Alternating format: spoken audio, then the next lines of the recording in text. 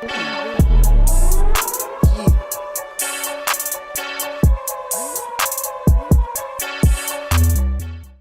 a BDA client myself, I'm here today with the leader and founder of the Walnut Creek-based BDA Sports Management firm, which has more than $500 million in active deals, Mr. Bill Duffy. Bill has previously represented players like Steve Nash, Yao Ming, and Carmelo Anthony, and currently represents players such as Luca Doncic, Rajon Rondo, RJ Barrett, Zach Lavine, Aaron Gordon, Brandon Jennings, and Joakim Noah, to name a few. Bill also played basketball at the collegiate level at the University of Minnesota before returning back to his home state of California to play for Santa Clara University. He was later drafted by the Denver Nuggets in the 1982 draft. Bill, thanks for joining us. We appreciate it. My pleasure, Jared. Good to be with you. Thank you. As you know, Bill, our country is incrementally and slowly starting to open back up. But for a while there, we had an extended period of downtime.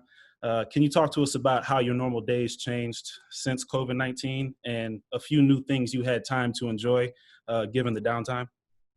Yeah, it's really perplexing because for me personally, it's been a divergence from my lifestyle in terms of my work and travel, being away from my family. And now it's the opposite. So I'm home like literally every day with my wife, who we're celebrating our 32nd wedding anniversary tomorrow. Congratulations. Also, thank you. So also, I have 5 children. 3 of them are in college, so they've had to come home. My oldest son lives in the area, so he's been around to help out. Then my oldest daughter lives in LA, and they closed her business down, so she came home. So it's just been pretty interesting to have all of us together. And my wife's been cooking like when they were little kids. So that's been interesting. Now that's the good part. The bad part is just my whole, like everyone else, just my whole empathy toward so many other people that, are probably in worse shape than we are. And I pray and I'm concerned about other people. So, I'm not gloating because I'm in a pretty good personal situation, because I know a lot of other people, many of who I've spoken on the phone, and friends that I try to encourage and talk to. So this is just a wild time. It's the wildest time I've seen in my lifetime of 60 years. So hoping everything can get back to some normalcy here in the next 6 to 8 months. For sure. And like you said, you travel a lot for the work that you do. Has your wife found it bizarre in a way that you're home way more often than usual, or has it been perfectly normal? She may not be as happy as I am about that. So I had to ask. No, this is definitely a challenge to a marriage because there's no retreat and there's no separation. So unfortunately, we were talking about this earlier today, there's a lot of people getting divorces right now, or just there's a lot of tension. Correct. Because, people are on top of each other. And, even personally, I have a pretty large home, so I can be in another part of the house and I have a game room or a gym in the house. But imagine if you have a small home and you're just close proximity, it can really wear you down. Yeah. As not just with your wife, but anybody, So, so it's just really testing relationships. And the thing is it's not for a finite period of time. You don't know when it's going to end. So it's really challenging, really challenging. Exactly.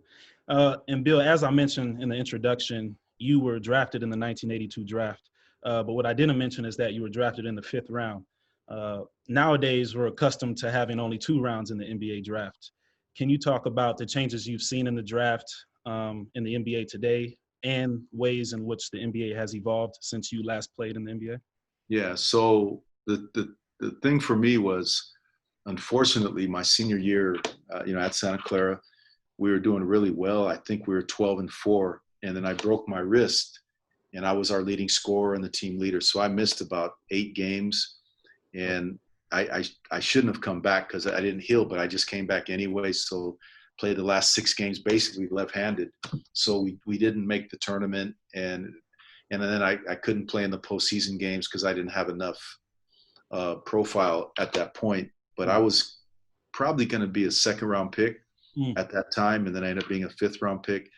And the only reason I was drafted was we played North Carolina, and I had a pretty good game against Michael Jordan. He was a sophomore when I was a senior, And apparently, I heard this later, that Dean Smith recommended me to Doug Moe and Carl Scheer. Doug Moe was the coach at the Denver Nuggets, and Carl Scheer was the GM, and those were Carolina guys. So Wow. I found out later that he recommended me, which, you know, I met Coach Smith much later when I was with agent recruiting, and I always thanked him for that. And he remembered that he had done that too. So that was pretty amazing. But, you know, back then there was only 15 teams and 12 players. So now there's, you know, 30 teams and 15 players in the G League. So there wasn't as many opportunities at that time. So you had to really be an elite player at that point. I'm not saying that not all the players are elite, but there's a lot more jobs now than there was then. Correct. And there was a lot of really good players back then. So, and then Europe wasn't,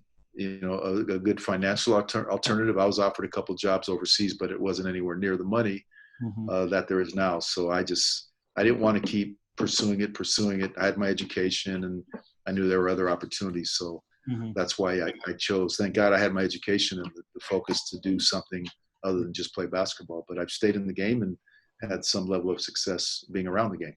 Oh, yeah. You've definitely had great success, that's for sure. And I think that's interesting that you brought up that you played North Carolina. I didn't even know about that myself. You mentioned you played against Michael Jordan. Was that Michael Jordan before he was truly Michael Jordan, or could you tell when you played him that he was going to be pretty good?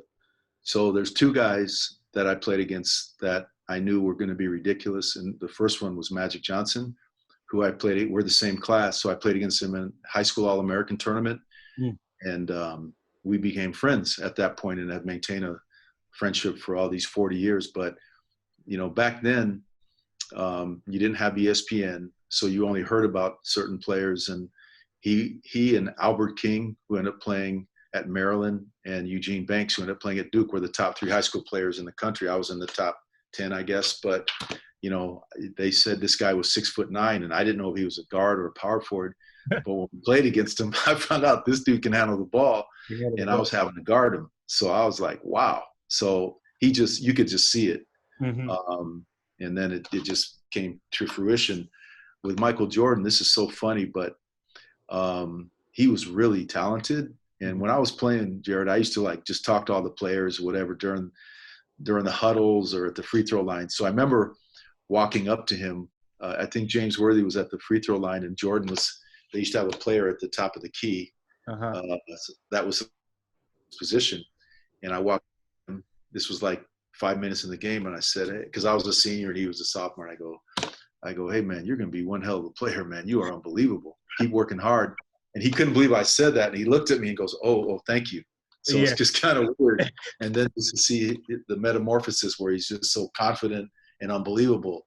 And that's what he grew into. But, yeah, you could see it just because he was just had all this talent, fundamentals, just flawless, right? So you could see it. Now, you didn't see the willpower that he had or the confidence that he would gain. Exactly. And the work ethic. I didn't know all that, but I just knew he was very talented, and he was in the perfect situation with a great program with leaders like Sam Perkins and James Worthy, and he learned from that. So it was like a perfect platform for him to be the greatest player of all time. Yeah. That's very cool. I think it's interesting that you knew he was going to be great way before he even probably knew. If I was smart, I would have asked him if I could represent him back then. Yeah, exactly. That would have been crazy. Not that smart. Yep. Now, Bill. I also met LeBron James when he was in the 6th grade because he was at a clinic with Terrell Brandon, one of my clients who played for the Cleveland Cavaliers. Someone introduced me to LeBron and his mom when they were in the 6th grade. Wow. And, they're 6th grade. I was like, okay, whatever. And it was LeBron. So, oh, man. So I should have probably locked him up when he was in the 6th grade also. So there's a chance with MJ and with LeBron. Yeah. That's crazy. Well, you've come across some pretty good talent over your time. That's for sure. Yeah. Now, Bill, in an article, I saw you mention your father, who was an African-American Army colonel, and that he was instrumental in raising you to become colorblind to skin complexion. You were surrounded by Asian children when you lived in Taiwan for kindergarten and 1st grade. Then while growing up in Pomona, California, you lived in a Black neighborhood while attending a predominantly Hispanic elementary school, and then later on a predominantly white Catholic high school. How has growing up in these diverse communities impacted your life? And are there any characteristics that you gained from your father that you still use today? 100%. Great father, was in the military. My dad was a college athlete, as was my uncle, who played football at UCLA. There was, pretty aggressive segregation at that time. So you kind of learn, from their experience, and even more than what I was told, but just what I watched. My dad, when he was in the military, he was college oriented, but jumped in the military, World War II. But, he was held at the rank of captain for 8 years because he was Black. So, when you hear those stories, it's like, wow, he should have been a 5-star general because of his talent, but, he was held back. So you hear that. He was never bitter. My dad had friends of all denominations. And, so I didn't grow up thinking any lesser of anyone or different, but I also knew, because when you're Black, you're neighborhoods were segregated back then. So, like I said, I grew up in an all Black neighborhood, and actually 2 of my neighbors, one was Greg Ballard, who was 2 doors from me, who was an NBA player, ended up being an NBA player. He was my idol, 2 doors from me. And then interestingly enough, Larry Wilmore, who's a super, talent, comedian, he's one of the writers of In Living Color and Blackish, and created the Bernie Mac show. His sister was my first girlfriend, and he was my younger sister's first boyfriend. But Larry and I are still close to this day. But he went to the same high school as I did, a Catholic school in the suburbs, and he went on, has done fabulous, and we still stay in touch. But you just learn from your parents how to work. And I'll tell you a really interesting story. There's a friend of mine when I played at University of Minnesota, and the guy who really looked after me, he's a Jewish guy. And one time we were having lunch, and his wife was pregnant, and it was his first child. And I'd been with this guy for like 8 months, right? Because I met him on my recruiting trip, and he just looked after me. And I asked him, I said, well, are you going to name your son after you? And he goes, no, I can't do that because of my religion. And I said, well, what religion is that? He goes, I'm Jewish. You didn't know I'm Jewish? And I was like, no, I never even thought. I have no idea, because I never even thought what you are or what. I never looked at people like whether they're German or Irish, or if someone's Hispanic or Spanish. Like, I just never even thought like that. So I'm glad the way my parents raised me to never judge, look at people for who they are. And my dad always taught me, like, people don't have to like you as long as they respect you. And I just want to be respected by everyone, and I want to treat everyone with respect, because they also taught me you're no better than anybody. So for me, that's just been my prism in my life. And I like the fact that I was raised that way. Yeah. And I've raised my 5 children that way too. So our house is like a United Nations. Yeah, exactly. We're all together. And that's what I love about this country. Like Ross Perot, when he was running for president, I remember in one of his campaign speeches, he was talking about how our diversity should be a strength, but instead it's a weakness because we're so polarized. But if you go to another country and it's all the same race and the same culture, like, I don't like that. I like the diversity and the mixtures. Like, I think that's wonderful. So it's just so perplexing that we have so much division and such a chasm of, people feeling a certain way about different races and cultures. Like, I don't like that at all. I like that we're all together and that we can work together as a united group, right?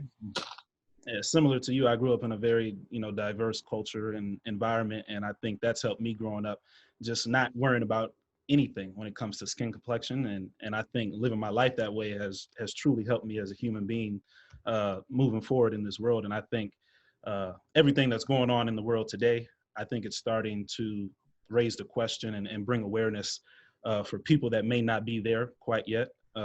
But they're eventually jumping on the bandwagon and realizing that we're all the same people at the end of the day. And we should all treat each other with respect and love. Absolutely. And as you mentioned earlier, you mentioned your family. So while being a great agent, you're also a great husband and father. How has it been for you and your wife in raising your 5 children in the Bay Area? So another great question. So I was in LA over the weekend, and I'm from LA originally, Pomona. And I'm not an LA type person, even though I'm from there, because I was exposed when I was young. I had one cousin who was married to Ken Norton, who was a heavyweight champion of the world at that time. and another cousin whose husband was president of Motown Records. Mm-hmm. So I was around all that. And, you know, I respected, you know, the access and the education, but I also was sensitive to like a lot of superficiality around stars and Mm-hmm. wealthy people. And I'll tell you a crazy story. There was a guy on my high school team, and he had both of his parents were extremely wealthy, independently of each other. And one of them, the mom was very good friends with John Wayne, the famous actor. I think they had a yacht next to his yacht in Newport Beach, whatever.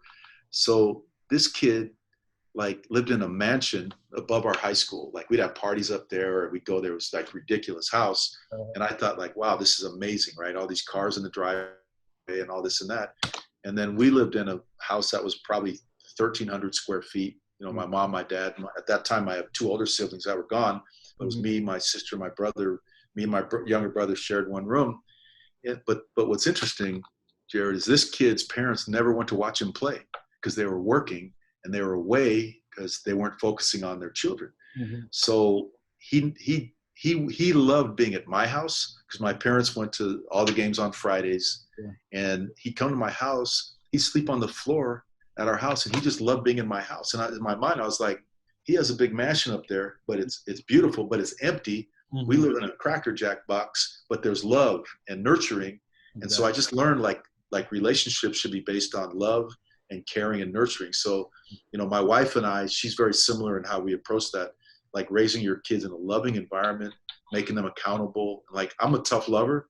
Like I'm tough on my kids, but I also love them and nurture them. And we're proud of how 5 of them, you know, we're church going family. So we're all, you know, focusing on, to me, what are the right priorities. And it's worked. I mean, it's a blessing, you know, and right now there's a lot of craziness in relationships with this COVID-19. Like you're really being challenged in relationships. And I was telling my wife earlier this morning, I said, you know, like we've heard about a couple friends who are getting divorced. Mm-hmm. And I looked at her and I said, well, you don't have to worry about that here because exactly. We're always going to fight together until death do us part, like stuff like that. So I think my kids, the things I'm proud of is that they all have a work ethic. They don't feel any entitlement. And one time, one of the principals, actually the principal at their local high school, because all 5 of them went to the same high school, he came up to me one time. He goes, man, your kids are really unique because you're well known. People like respect you, whatever, but your kids are just so humble and they're nice to everybody. And I said, well, if they act like they're better than anyone, you call me because we just don't operate that way. So that's just what I've learned from my parents, my grandparents, whatever. So it's been work. It's a blessing. You know, it's worked for us. That's great. That's great to hear. And I think you're doing things the right way as a father. So, you know, all the blessings to you and your family. Well, I'm trying. I appreciate that. Now, in talking to you, Bill, you know, I realize that you've been blessed to be around great company. So this leads me perfectly into my next question. When you attended University of Minnesota, your roommate was Kevin McHale, who's an NBA great for the Boston Celtics. Another teammate of yours there was Michael Thompson, who's Golden State Warriors, Klay Thompson's father. And when you attended Santa Clara University, your roommate was Kurt Rambis, who is an NBA great for the Los Angeles Lakers. And your childhood friend is San Francisco 49ers legend, Ronnie Lott. Can you talk about the impact that each one of these people have had on your life? Well, yeah, these are 4 really, really good friends. Yeah. I mean, that's the beauty of sports, right? You meet people, you work out with people. Michael Thompson was a senior when I was a freshman. He was the first pick in the draft my freshman year. So just being around him. What I remember about Michael was, you know, I was a 17-year-old freshman and, you know, he was like the guy, right? He'd walk around campus and it's like, you know, everyone's going nuts. People honking their horn and going nuts. And he was just so humble.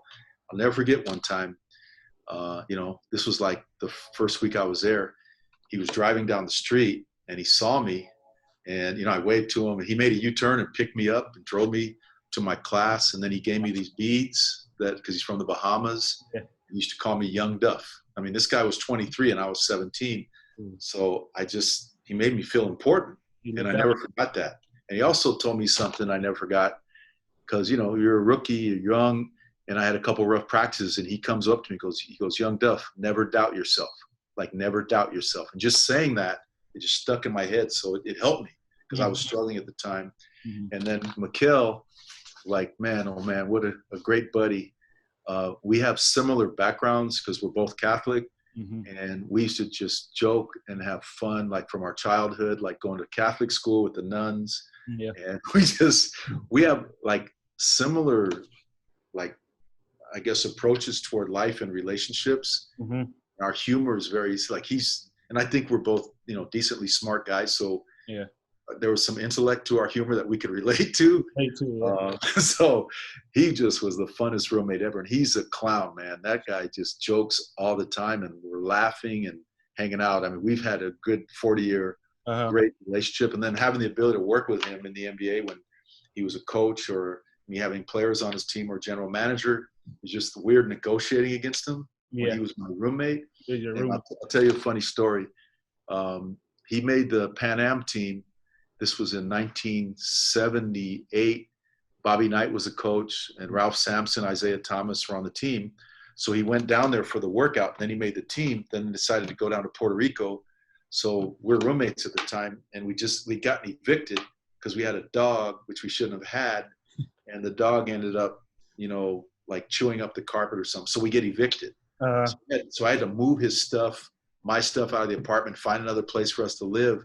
And then I had to register him for school because the deadline was coming. So I had to, as a proxy, register him, or he wouldn't have been eligible the next year. Yeah. So I'm like, man, I control his future, because if I don't register, he's not going to be eligible. So just doing all that. And then I used to go up to Hibbing, Minnesota, where he's from, got really close with his family. Like, that was another great experience. But, we're just lifelong friends from being teammates and just being close friends. And I love him, and we talk all the time, and I still get to see him, which is a blessing. And then Kurt Rambis, I deal with Kurt a lot now because he's, in the Lakers front office. Known him forever. We used to work out every day when we were at Santa Clara, and just, there's such a high level of trust and mutual respect that, I have two players, Avery Bradley and Rajon Rondo, on the Lakers that I work with Kurt and Rob Pelinka and those guys on. So just having that great relationship, and his wife, Linda, I'm very close with them.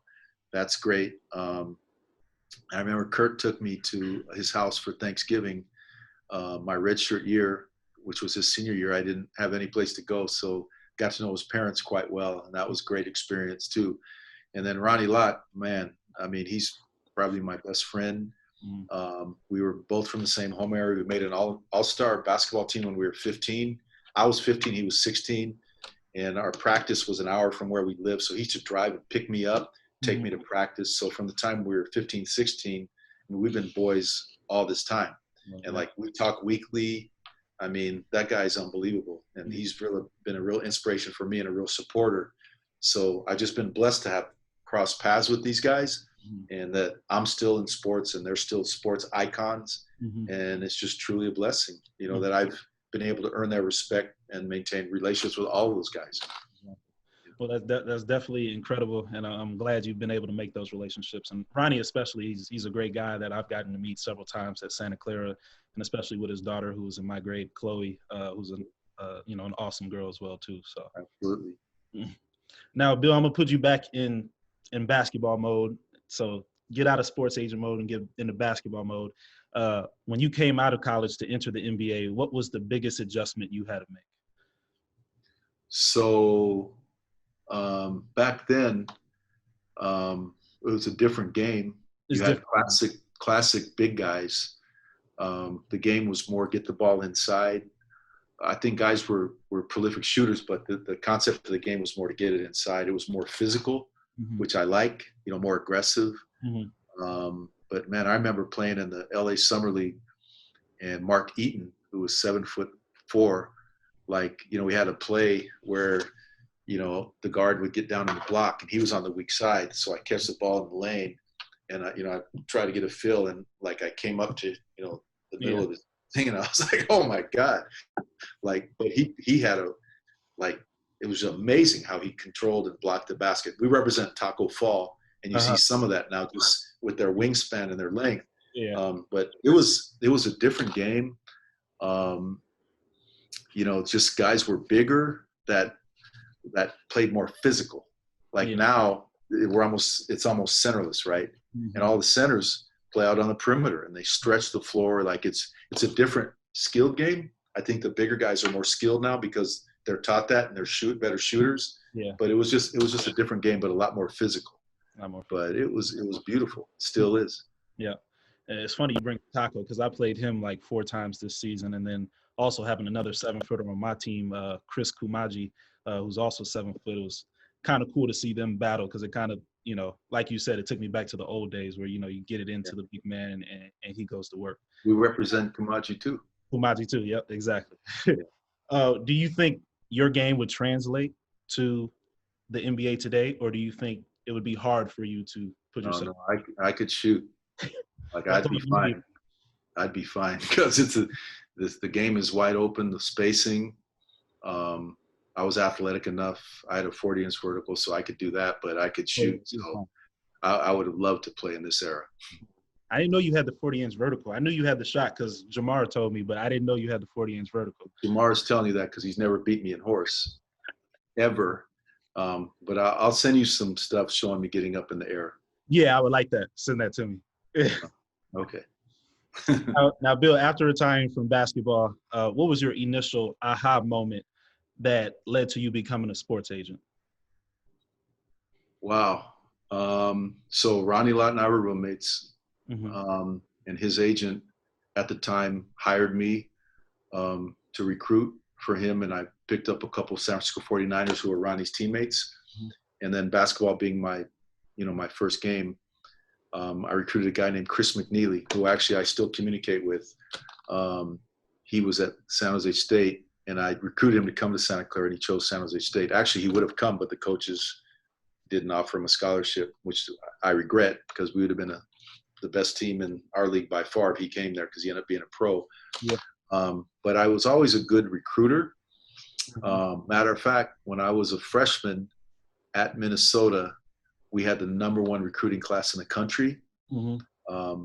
And I recruited 4 of the 6 guys myself. Wow. And then when I was at Santa Clara, I recruited a kid named Mike Norman and a kid named De'Ara Williams. They were my recruits and they both came. And I know I had a lot of influence on what they're doing. So I was always like a recruiter type guy anyway. Yeah. So, you know, I knew that I could recruit. I convinced Ronnie's agent that I could recruit. And so I started down that path, doing that. But, you know, an aha moment was probably, when I was independent, I was working with an attorney by the name of Paul Pelosi, who was a Princeton lawyer, and he was from the Santa Clara community. And we recruited Webster Slaughter, a football player. And I was competing against the top agents in football. And I had nobody at that level. Yeah. And I ended up getting him. And I was like, wow. I mean, he believed in me, right? I was 25 years old. He was like 21.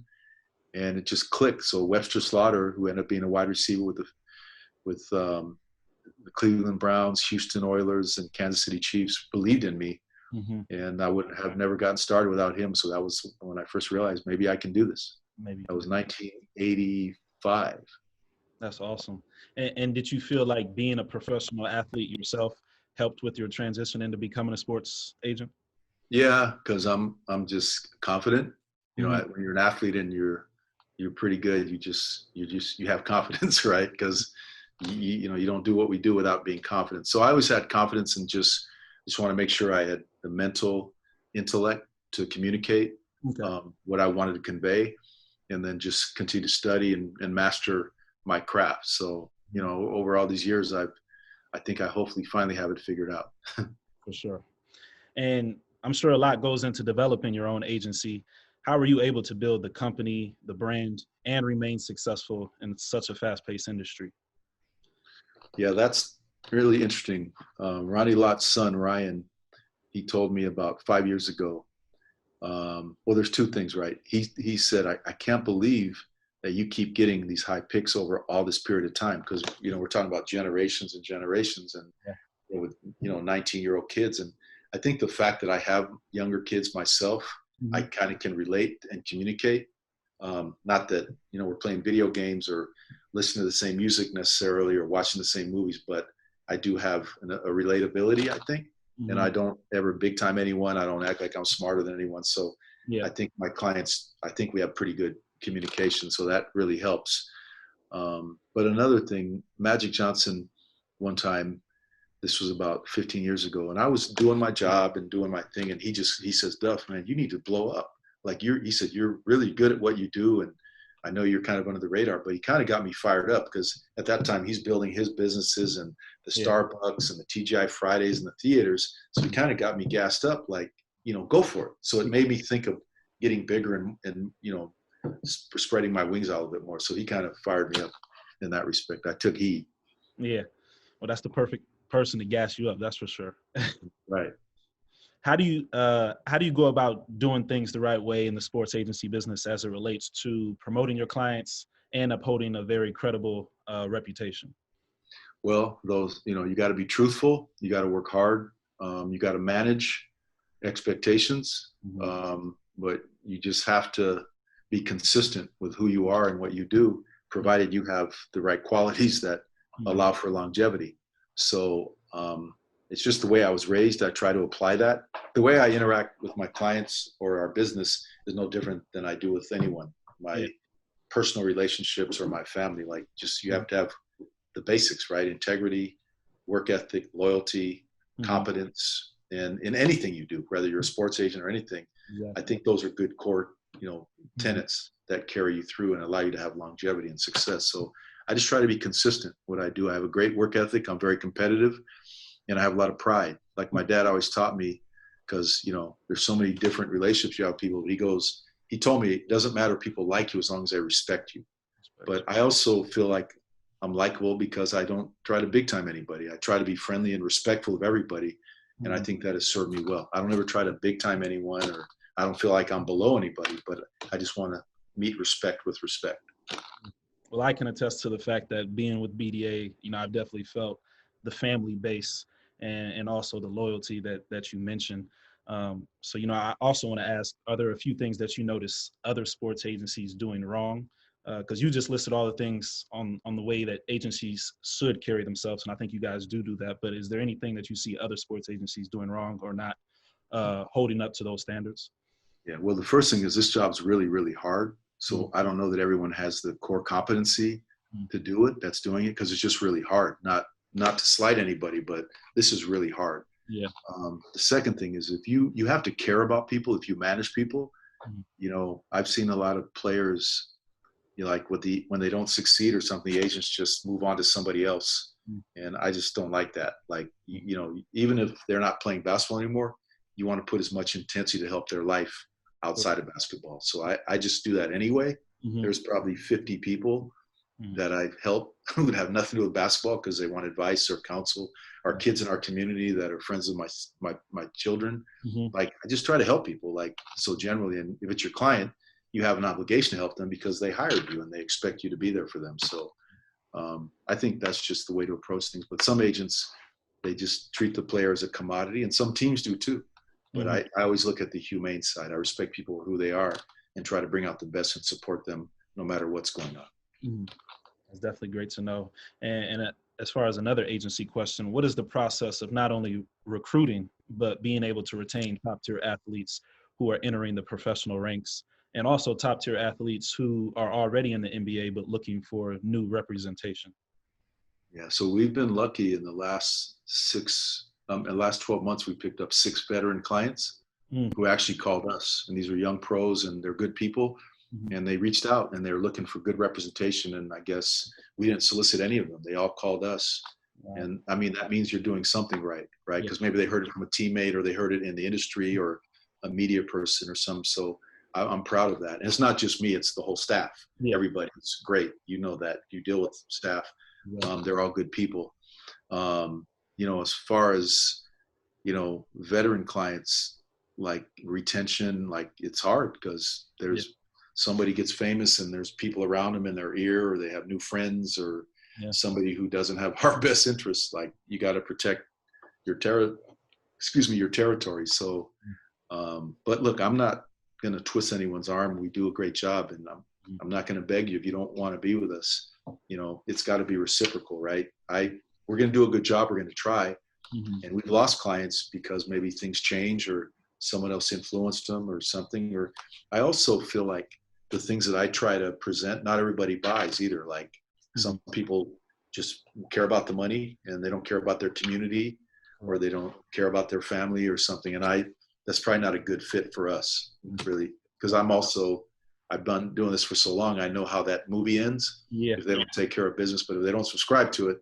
But I've never had anyone do that and not years later come back and say, man, I really wish I would have listened to you or whatever. Yeah. I'm not saying I'm smarter, but when you have this much experience, you've seen every possible outcome with how you conduct yourself. Right. Exactly. Well, earlier I mentioned Yao Ming was one of your clients. Can you tell us about your first trip to China in pursuit for Yao Ming? Yeah, so that's really interesting because I lived in Taiwan when I was 5 and 6 years old because my dad was stationed in the military there. Mm-hmm. And my younger sister was adopted from an orphanage when my dad, in 1966, he was deployed to Vietnam. So we were going to come back to the United States. And so my younger sister, my dad used to bring her from the orphanage to play with me and my younger brother. He was an infant, and we just loved her. Mm-hmm. So my dad was he was a colonel at the time. So he was able to expedite the paperwork. So after like 6 months, we were able to adopt her. Okay. So, just being in China like that for those 2 years was my life, right? So my friends in school were Chinese. The only American in my class was Steve McQueen's daughter, the famous actor Steve McQueen. Yeah. Her name was Terry McQueen. He was filming a movie called Sand Pebbles, which was one of his bigger films. Mm-hmm. So she was there for the whole year with I think her brother and her mom. So, she and I were the only two Americans in the class. All the other students were all, Taiwanese. So, being in that culture, and then years and years later, with Yao Ming, I have a strong affinity to the Chinese culture. So it was very natural for me to have interest in Yao Ming. And I went over there and met with him. A couple of people had recommended him to me that had seen him. Mm-hmm. And we just hit it off immediately. We worked out when I got there. And I was shocked at his talent with his shooting ability. I took him out on the court, and he was hitting 20-foot shots off the glass. And I'm like, wow. And then we went to Tony Roma's. He liked ribs. Wow. Being at the Ritz-Carlton Portman. Uh-huh. And there was a Tony Roma's there.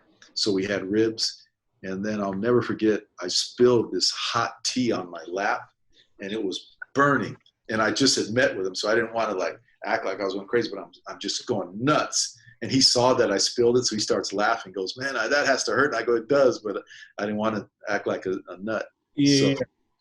So we just, I love that guy. We're still close. We, just amazing friend. Mm-hmm. And he said a couple things that I really appreciate. I think early when I was recruiting him, there were other, Chinese officials that were, in touch with other agents. And he told everyone, if I'm not with Bill Duffy, I'm not going to the NBA, wow. Which was amazing to me. And then he also said that I helped with other people that I worked with, not just me, but, his dream was to come to the NBA. So he says, I consider Bill a friend for life.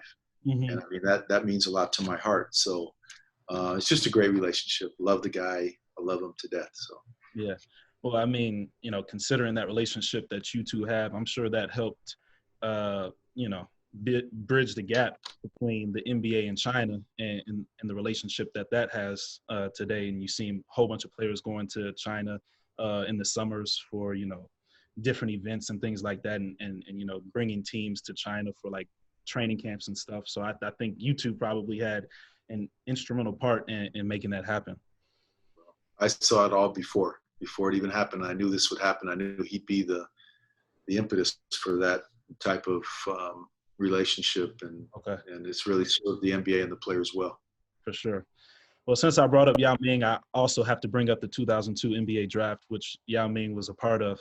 Can you touch on the building tension that stemmed from the Shanghai Sharks in determining whether Yao would be eligible for that draft?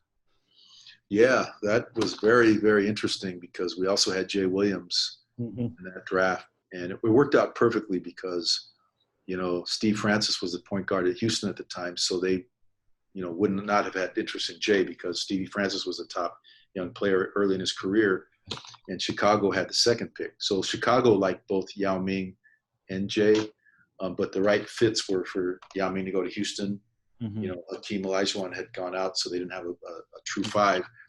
And then Chicago needed a point guard. So it worked out perfectly. But, Yeah, that negotiation came down to literally an hour or two before the draft. And Wow. my two partners, John Huizenga, who Mhm. was on our team, Team Yao, he's a macroeconomics professor at University of Chicago.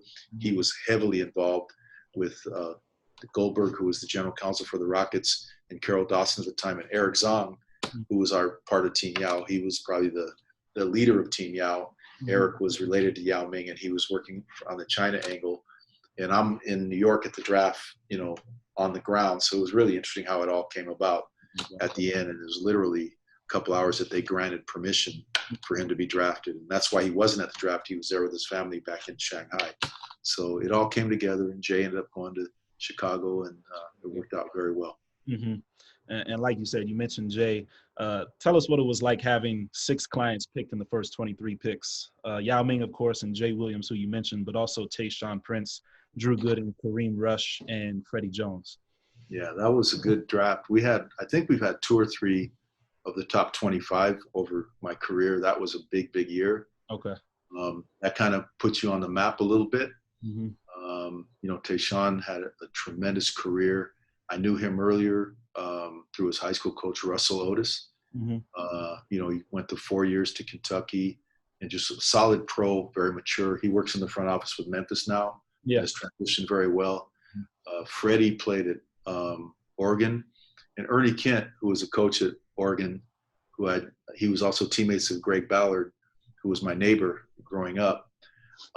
So Ernie asked me to come up and speak to the team, and Freddie was on the team, and I remember watching him play, and I didn't know I'd have a chance to represent him, but he ended up going to the Pacers and had a very good career. I think he's working at the University of Oregon now, still doing good things. We also had Kareem Rush, who was at Missouri at the time. Kareem was a high draft pick, and Drew Gooden was a local kid here from El Cerrito, and he was the 4th pick in the draft. So yeah, it was a game changer for us at the time, and these were all great young men. That's awesome. Definitely players that I remember watching when I was growing up, for sure. Mm-hmm.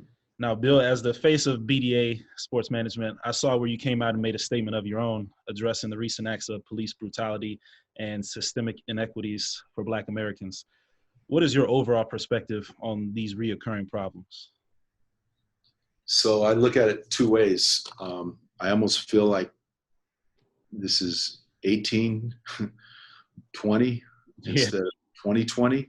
In many ways, it just really shows the divisiveness, which is very, very perplexing. But I think that's an older, more institutional mentality. What I'm encouraged about is the diversity of the demonstrators and young people who are your generation and younger, including my children who are essentially colorblind. So I feel like this next generation, the Gen Z, is not going to tolerate with inequitabilities and racial intolerance. So I'm excited for the future. So it's really a cataclysmic time in our history, and it's just amazing. But I think the soul of our nation and the world is watching of how much division there is within our own country, because people outside of America, they think the United States is the greatest. Now, they may not think that right now, but we are. So we've got to kind of restore that we do things the right way. But we got a lot of work cut out for ourselves. So I feel strongly that, there's going to be a lot of institutional adjustments. I think people are on notice to at least recognize. And, my final statement is that, Black people have, if you're Black, you kind of know you live in 2 worlds, like a world of comfort amongst yourselves, but then you always know you're always the minority or an outsider, whether you're applying for a job or you're trying to do something. So to me, it's like, this has to make us better over time. And I think there's brilliant people like Robert Smith, who's the wealthiest African-American in the United States, who is actually a friend of mine. I know he's kind of a leader in terms of getting corporations to give 2% of their profit or revenue to causes. I just saw where Drew Holiday and his wife just contributed $5 million today to 3 different causes. Patty Mills is going to give his salary $1 million to the Aboriginal community in Australia. Like, people just need to step up. It's really about economic empowerment and access. Yeah. And I think that's where we have to, make sure young, people of color, Black and brown, are given those opportunities when they're born, like for education, for access, not just to be, I always say this, but not to just be basketball players or rappers, but there's a lot more opportunities, but we have to feel like that's a path that we can succeed in, because we tend to focus on where we think the path of least resistance is. But there's so many other areas we can excel.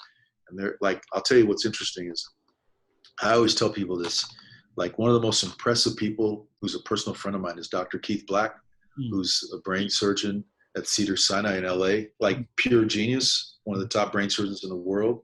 But if you ask 99% of Black people, they don't even know who he is.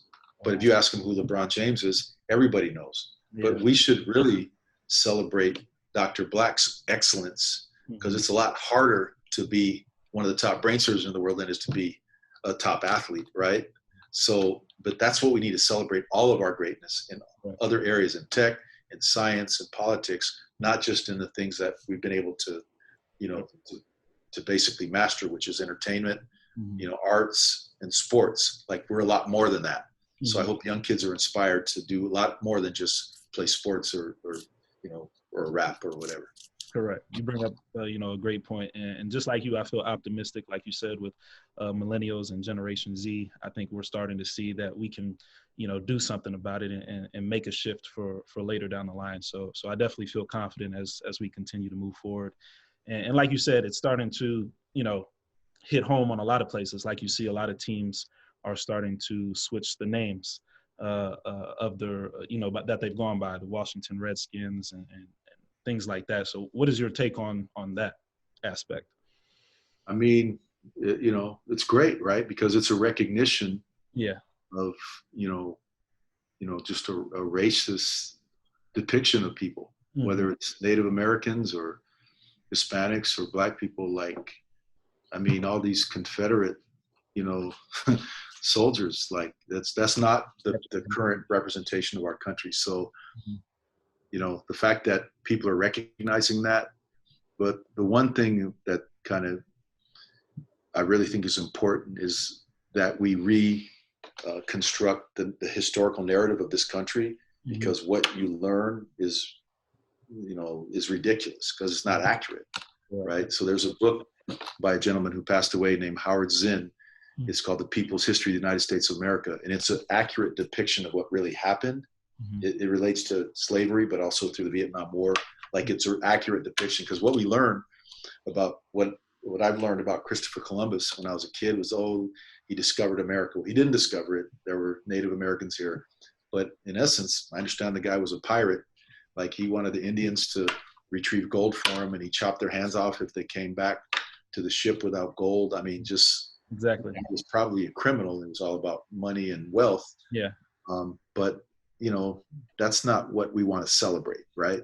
We want to celebrate people. If it's, Frederick Douglass, or, people who have done things to help make us a better country, Black, white, and whatever, like, those are people we should celebrate, that made this country great and made this country, the unified agent, the unified country that we aspire to be. Exactly. Those are all great points.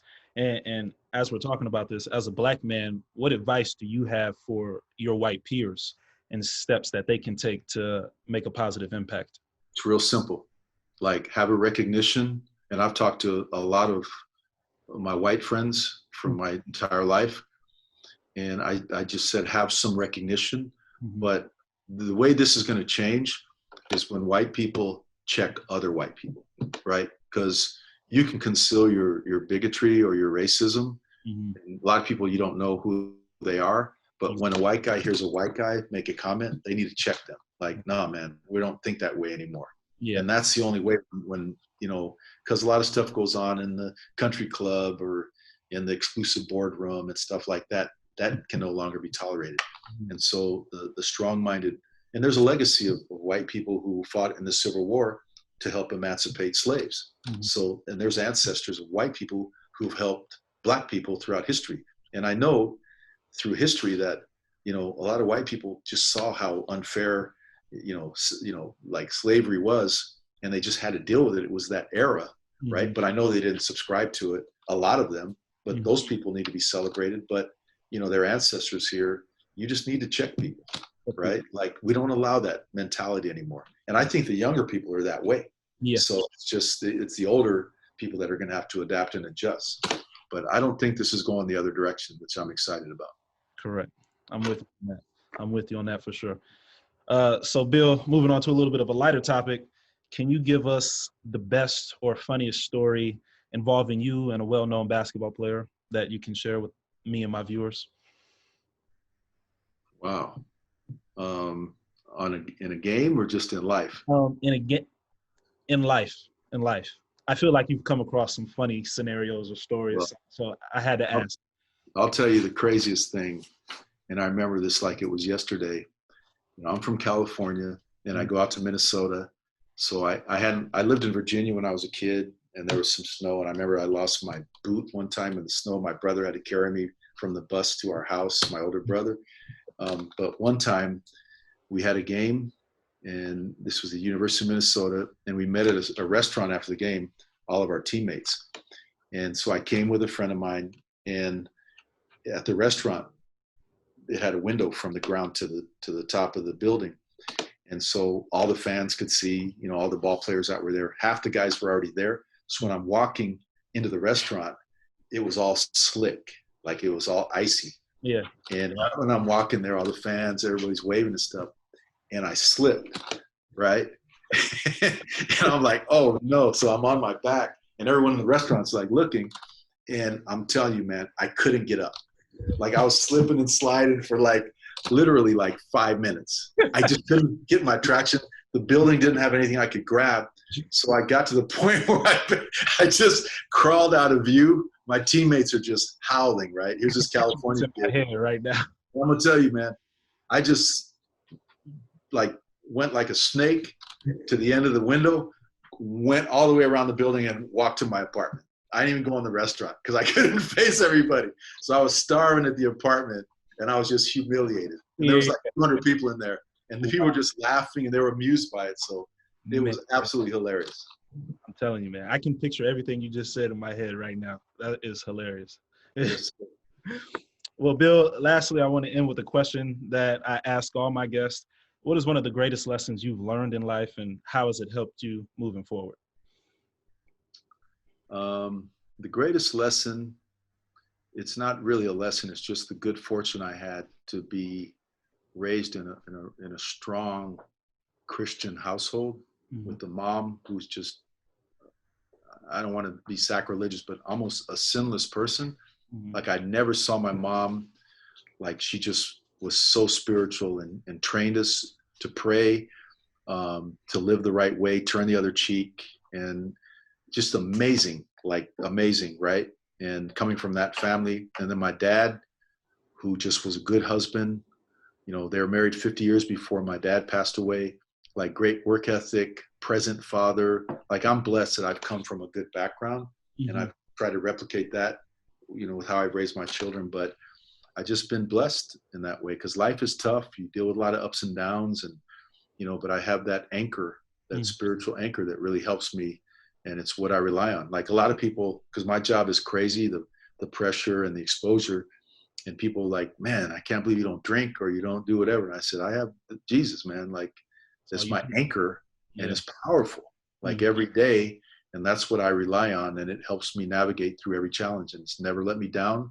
60 years old, and I feel more strongly about that than ever. So it's been the blessing of having that. And I'm loving to share that with people, because you hear people all the time, they're not happy, even wealthy people or successful people, because they're focusing on the wrong things. So I've been blessed to have some material success or whatever, but that's not what motivates me. It's being a good person and having that type of approach toward my life, and it has served me well. That's huge, Bill, and I think everybody will be able to resonate with that. So thanks for closing it out with that. I appreciate it, and as always, it's been a pleasure. Well, it's my pleasure, and keep doing. You're doing a great job. I got you. That's it for this week's episode of JB & Co. Stay tuned for further episodes. Have a great weekend, and stay safe, everybody.